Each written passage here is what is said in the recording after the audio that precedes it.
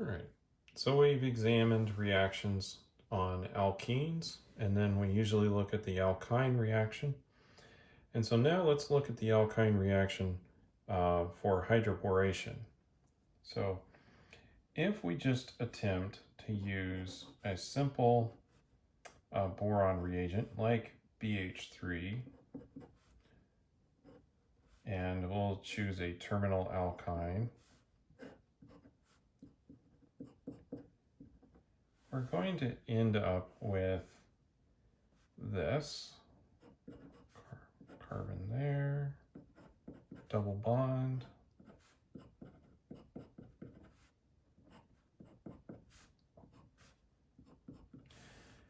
the problem is the reaction doesn't stop here. We'll actually get more borons adding to this, and we'll just start making a complicated mixture of products. So this isn't as useful in this case.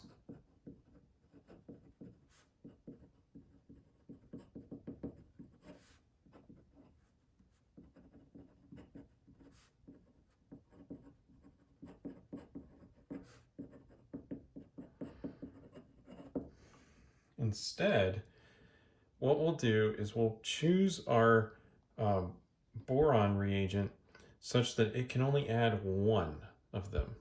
And the way to do that is to just cram a bunch of steric bulk onto it. That way, any additional attempt to attack this double bond here would be blocked by the large steric bulk that exists on our boron agent. So instead of just using hydrogens, we're going to put a lot of bulky agents on there. So let's see what that looks like when we do that.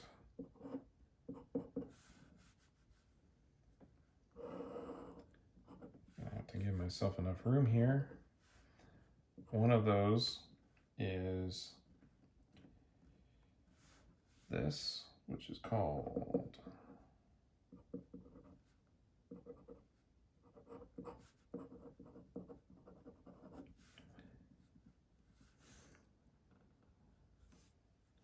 diisoamyl or diisoamylborane, something like that. Anyway, I'm going to draw it,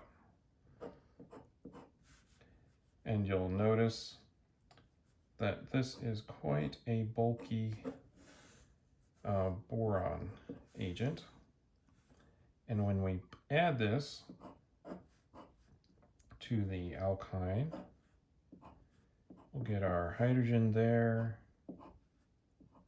We'll be left with a double bond here and our boron agent. But now our boron agent has all these steric bulk on it. So this will now block any additional attack into this double bond. So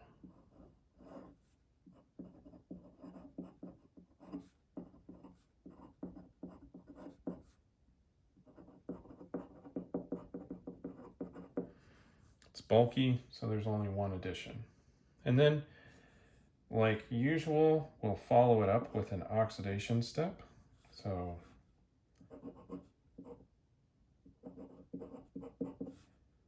add our hydrogen peroxide and sodium hydroxide. And we're going to get initially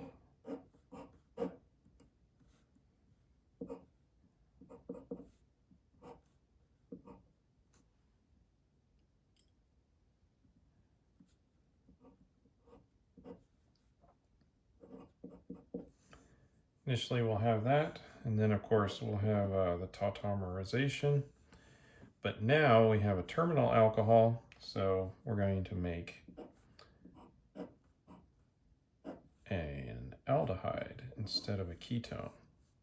And in this case, since it's a hexyne, we'll make hexanal.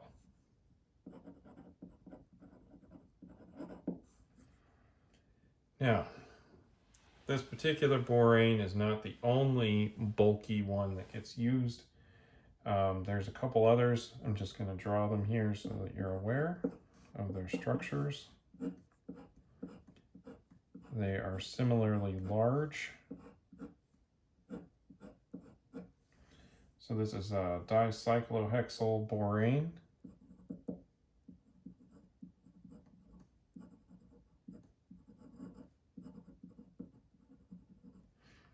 These cyclohexane groups are quite large, and so they're good at blocking things. And then there's also the 9BBN, which is a little bit harder to draw. But that's just because it's part of this ring.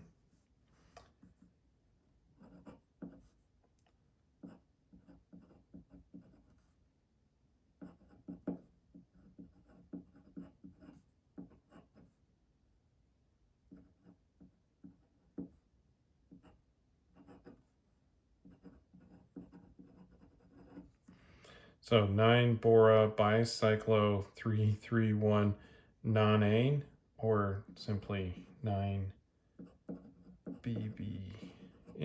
which is the way most people would designate that.